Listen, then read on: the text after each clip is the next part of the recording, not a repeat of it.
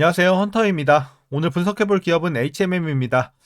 최근 박스권 구간 안에서의 횡보를 이어가고 있는 와중에 어제 일자로 이제 3분기 실적 발표가 됐죠. 여기서 이제 어닝 서프라이즈가 나왔죠. 호실적을 기록을 하면서 그래도 6%대의 급등세를 연출을 했습니다. 자, 다만 이제 문제는 트럼프가 이제 집권한 현재 상황에서 해운 관련주들은 또 어떤 흐름을 나타낼지, 그리고 지금의 상승 흐름, 자, 지금의 이제 반등이 나온 시점에서 쭉 앞으로 상승 흐름을 좀 이어갈 수 있는 구간 기대해 볼 수 있을지 분석을 통해 향후 주가의 흐름 알아보도록 하겠고요. 이제 보유자분들 대응이 중요하겠습니다. 목표가 설정 어디까지 좀 가능할지, 그리고 물려 계신 분들이 거의 대부분인 구간인 만큼 물타기 어떤 식으로 진행을 해서 향후에 탈출 혹은 익절까지도 우리가 노려볼 수 있을지 다양한 투자 전략 알아보도록 하겠고요. 신규 진입 관점에서도 들어가기 괜찮은 구간일지까지 같이 알아보도록 하겠습니다.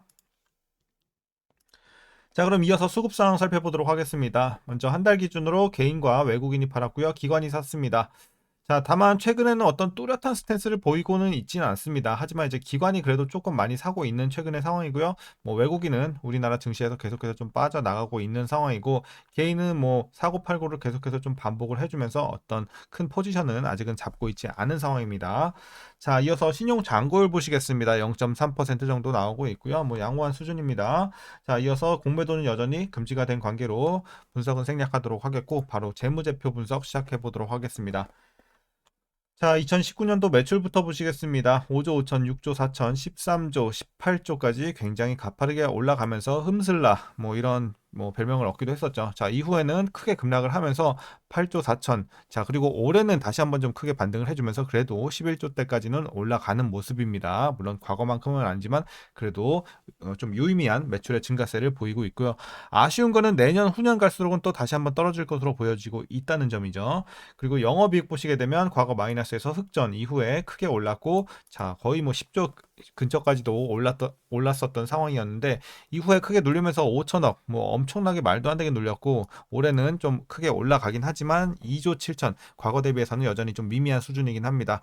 그래도 이제 반등이 나와주고 있다는 거에 좀 의미를 두면 될 것 같고요. 순이익도 마찬가지 흐름. 자, 다만 또 아쉬운 게 영업이익도 그렇고 순이익도 그렇고 내년 후년 가면서 계속해서 눌릴 것으로 보여지면서 앞으로의 좀 전망에 있어서는 아직은 좀 어두운 상황입니다. 다만 올해는 좀 반짝 좋은 상황이다 보시면 될 것 같고, 이어서 분기별로 전년 대비 영업이익만 한번 비교해 보도록 하겠습니다. 지난 2분기부터 보시게 되면 1600에서 6400 좋은 상승을 이어갔고요. 3분기 이번에 또 서프라이즈가 나왔죠. 700대에서 1조 1000 엄청나게 좀 좋은 실적이 나왔던 3분기였습니다. 자, 4분기도 뭐 400에서 5600, 그리고 1분기도 4000에서 1500. 그래서 1분기부터는 다시 한번 좀 눌릴 가능성이 커졌고요. 4분기까지는 전년 대비 상승 흐름 이어갈 것으로 보여지고 있습니다.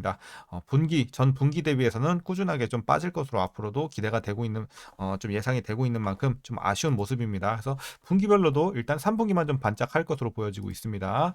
자, 이어서 부채 비율 살펴보시겠습니다. 500대에서 이제 과거에 좀 높았죠. 그리고 70, 20, 최근에는 자 20대까지 좀 내려오면서 그래도 안정적인 부채 비율 좀 많이 내려왔습니다. 좋아 보이고요. 이어서 ROE 살펴보도록 하겠습니다. 과거 마이너스를 기록을 했었고 플러스 전환 이후에 자 호황기 때는 88까지 갔어요. 그리고 64 좀 떨어지긴 했지만 이때까지만 해도 괜찮았는데, 작년에 폭락을 하면서 그냥 한 번에 4까지 내려왔고, 올해 개선이 돼서 12까지 다시 한번 두 자릿수 진입을 하지만 내년 후전에는 다시 떨어질 것으로 보여지면서 좀 아쉬운 모습입니다. 자, EPS도 마찬가지로 올해 반짝, 내년부터 다시 또 하향세, 이런 흐름으로 좀 보시면 될 것 같고요. 자, 올해 배당금은 819원 일단 예상치가 나오고 있고요. 만일 이대로 배당을 하게 된다면 현재 종가 기준으로 계산했을 때 배당 수익률은 약 4.81% 기대해 볼 수 있겠습니다. 또 주가가 많이 내려온 만큼 그래도 배당 메리트는 좀 생겼다 보시면 될 것 같습니다. 자, 이제 마지막으로 현재 PER 4.84배, PBR은 0.58배 나오고 있습니다. 자, 그리고 현재 주가 밸류에이션 상황. 자, 일단 뭐 지금 3분기만 봤을 때는 그래도 적정 주가로 보고는 있는데, 이제 4분기부터 또 다시 한번 또 하락을 이어갈 것으로 보여지고 있기 때문에 내년에 걸쳐서 계속해서 내려갈 걸로 보여지고 있는 만큼 지금 주가도 저는 비싸다고 보고 있습니다. 그래서 고평가라고 말씀을 드리겠습니다. 이런 것들을 향후의 재료들 좀 반영했을 때는 지금도 비싸다 이렇게 말씀드리겠습니다. 자, 이어서 동사 관련 이슈 한번 살펴보도록 하겠습니다. 먼저 이제 어제 발표된 3분기 실적입니다. 매출은 전년 동기 대비 67% 상승, 영업이익은 1827% 증가하면서 서프라이즈를 기록을 했죠. 그 배경으로는 지난해 말부터 시작된 홍해 사태 등 지정학적 리스크로 지난해 3분기 평균 986포인트였던 상하이 컨테이너 운임지수가 올해 3분기 평균 3082포인트까지 상승을 하면서 매출과 영업이익이 증가세를 보였고요. 또한 신규 서비스 개설, 13000 TU급 초대형 컨테이너선 투입, 고체 산화물 증가 등 수익성 위주의 영업을 강화한 것도 영향을 미쳤습니다. 자, 그래서 호실적이 나왔던 3분기였고요.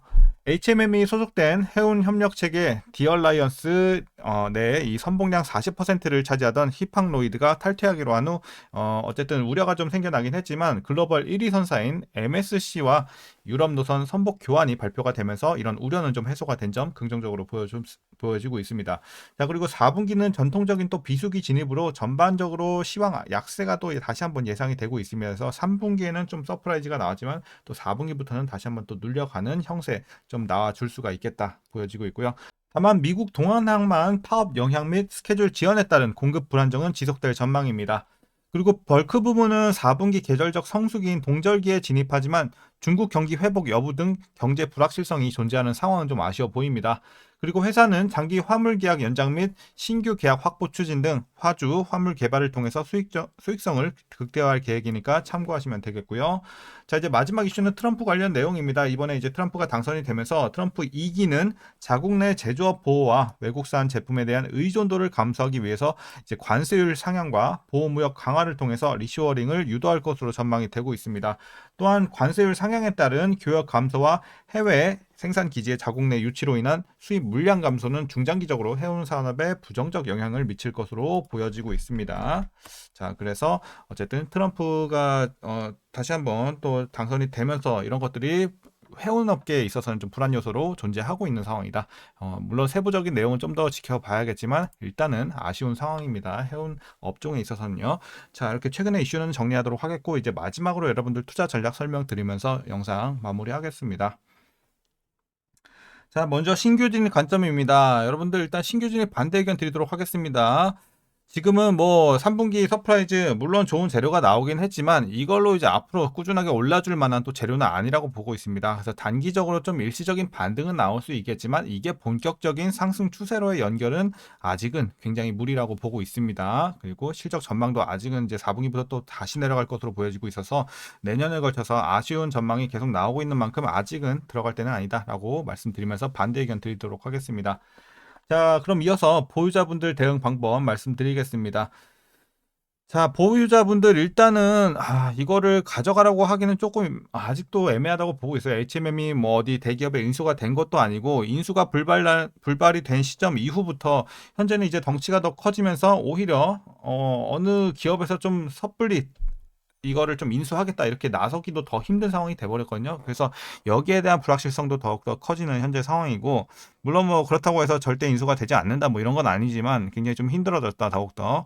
그래서 과거 대비해서 이런 부분도 좀 아쉬운 모습이고 앞으로 뭐 해운업계 지금 중장기적인 관점에서 좀 올라갈 만한 재료가 부재하다는 상황에서 주가를 좀 상승으로 좀 강하게 이끌 만한 그런 재료가 지금은 전혀 없는 상황이기 때문에 보유자분들도 웬만하면 가능하시면 손절하시는 것을 추천드리겠습니다. 그래서 여러분들이 물론 고점에서 물리신 분들은 손절 못하죠. 마이너스가 얼마인데. 근데 여러분들이 뭐 예를 들어 한 2만 원 언더에 좀 위치가 되신 분들은 충분히 손절 가능한 범위니까 여러분들이 손실이 그렇게 크지 않으시거나 아니면 손실은 커도 비중이 그렇게 크지 않기 때문에 손절 가능하다 하시는 분들은 좀 정리하시고 이번에 좀 반짝 오를 때 물론 여기서 추가적으로 좀 더 올라갈 수는 있어요. 그래서 맥시멈으로 저는 한 2만 원까지는 그래도 열려는 있다고 보고 있거든요. 그래서 조금 더 올라왔을 때 여러분들이 그나마 좀 손해를 덜 보고 손절하실 분은 손절하시는 게 좋을 것 같습니다. 이거를 뭐 장기로 끌고 간다고 지금으로서는 사실상 그 돈을 묶여 있는 것밖에 그 이상의 의미를 좀 찾기 힘든 상황이기 때문에